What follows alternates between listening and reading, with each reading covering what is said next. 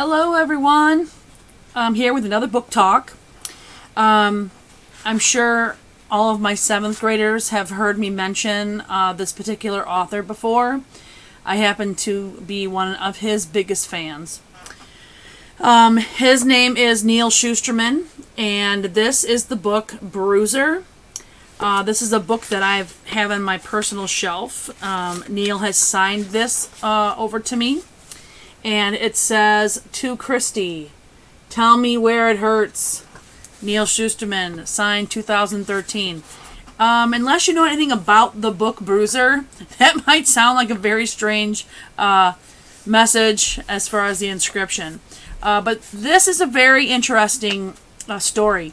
It reads sort of like it's realistic until you realize that one of our main characters, his name is Bruiser, has an interesting, I don't want to say gift, and I don't want to say ability, because it's really actually very sad, and it's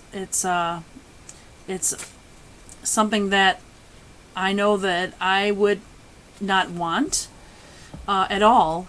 And what that is when our main character Bruiser likes someone and becomes friends with this person, if they exhibit any pain or if they have any, any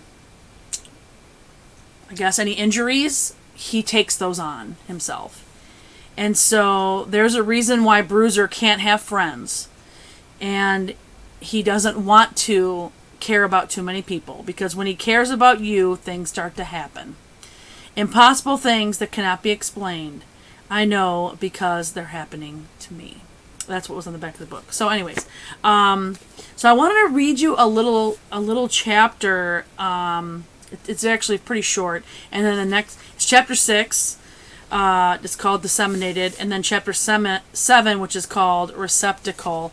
It's just a glimpse into a little bit of our characters. And as I gave you some background, I think this will make a little more sense.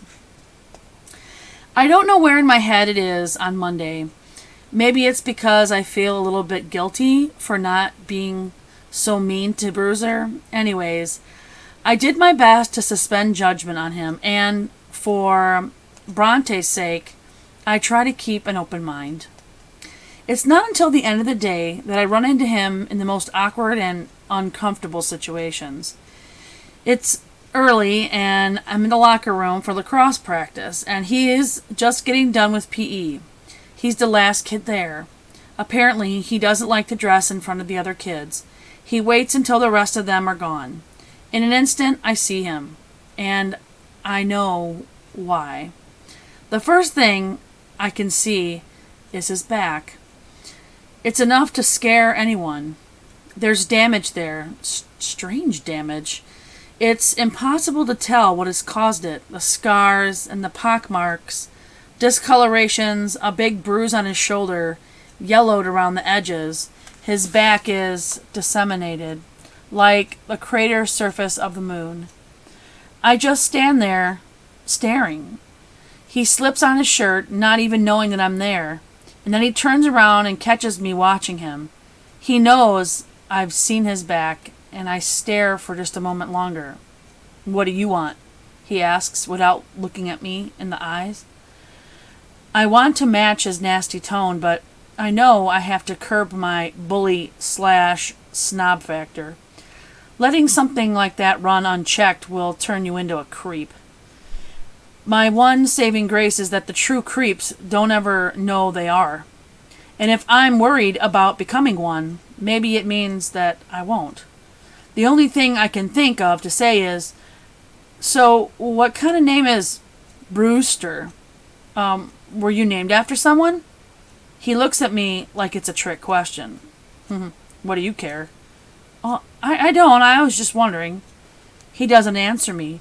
He just puts on his jacket, a beat-up leather bomber that looks like it was actually seen better generations of war.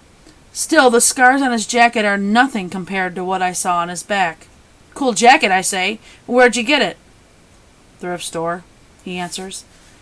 I hold back the urge to say, "It figures," and instead, I just say, cool. He stands facing me now, shoulders squared, gunslinger position. It's a stance that says, come on, I dare you. He doesn't trust me, and that's fine. I don't trust him either. I can't even say I dislike him any less, but I know I'm curious. I've worried, and I'm just for Bronte, but maybe a little much for him, maybe too. Who could do these things like that to his body and get away with it, especially to a guy as big as him?